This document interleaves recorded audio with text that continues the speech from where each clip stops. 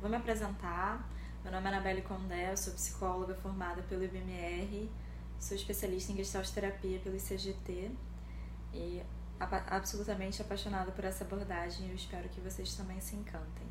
E falando um pouquinho da maneira como a gente trabalha, diferente da terapia sexual, das terapias sexuais tradicionais, que trabalham no sentido da remissão do sintoma, com técnicas corporais bastante específicas, o nosso trabalho é um pouco diferente, porque a gente contempla o processo, a gente não vai perseguir esse sintoma, vamos primeiro entender o que é esse sintoma sexual, entendendo que ele é uma parte que deflagra o funcionamento dessa pessoa no todo, então entender o que é, como é e para que ele está ali, qual é o sentido, qual é a necessidade não satisfeita que essa pessoa vivencia quando tem um problema sexual e entendemos que então uma gestalt está aberta quando aparece uma disfunção sexual.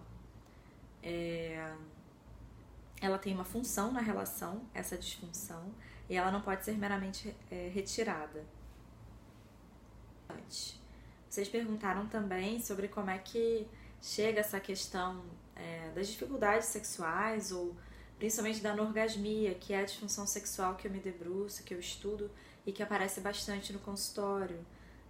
Existem diversas estatísticas falando da prevalência desse sintoma e é uma ausência persistente do orgasmo ou uma dificuldade persistente em atingir essa plena satisfação, né? E a gente entende o orgasmo como uma perda de controle momentânea.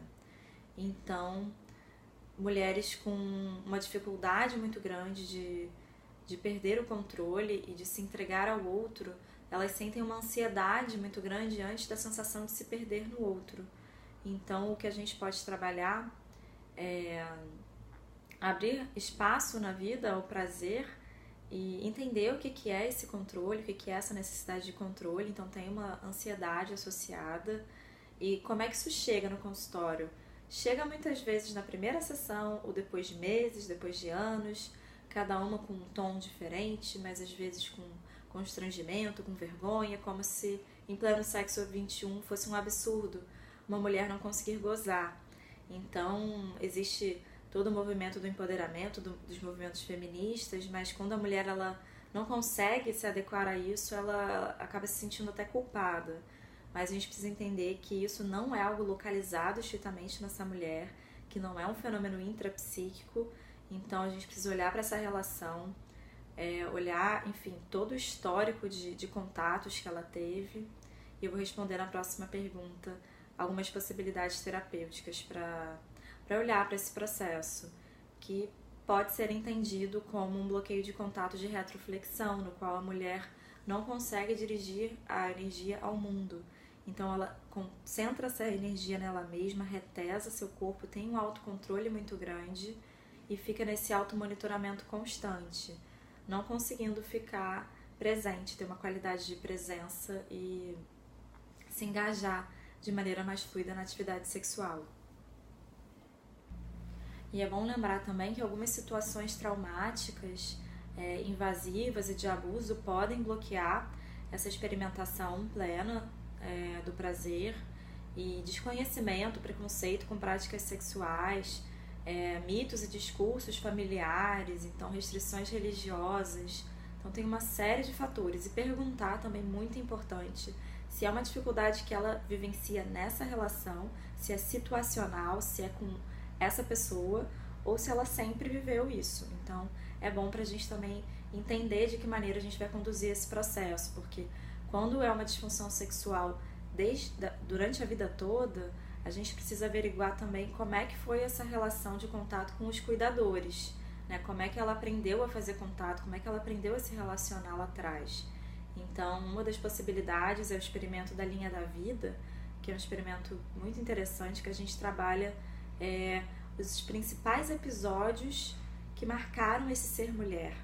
Então, como é que foi a menarca, como é que foi o primeiro beijo, o que você sentiu ali, e mapeando a cada episódio, cada sentimento, como é que foi a perda dessa virgindade, para ela ver como é que ela se construiu e o que ela ouviu do que é ser mulher, que isso vai afetar completamente a maneira como ela vai para relação sexual. E a liberação gradual da energia é um outro trabalho muito interessante que a gente faz para ela perceber como é que ela retesa seu corpo. Você percebe como é que você se senta, como é que você fecha os punhos, o maxilar, que são os sinais clássicos, né, desse bloqueio de contato da retroflexão. E também uma conscientização corporal, que visa recuperar a vitalidade e o movimento desse organismo, mantê-la em contato com o que ela precisa, com esse querer,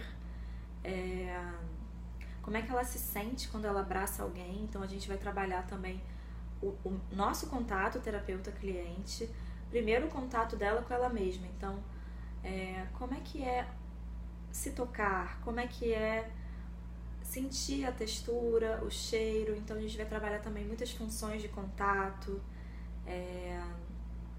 como é que é olhar para o outro, como é que é escutar, porque tudo isso envolve a atividade sexual, né? Não é só o tato.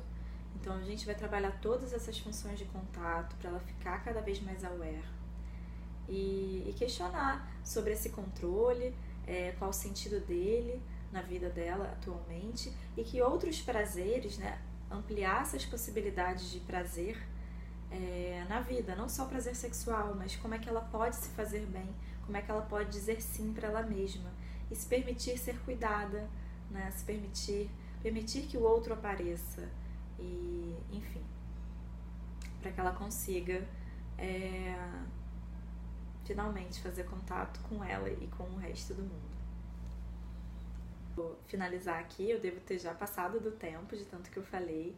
Quero agradecer a vocês, espero que tenha clarificado algumas questões, mas se vocês precisarem de mais esclarecimentos é só entrar em contato comigo.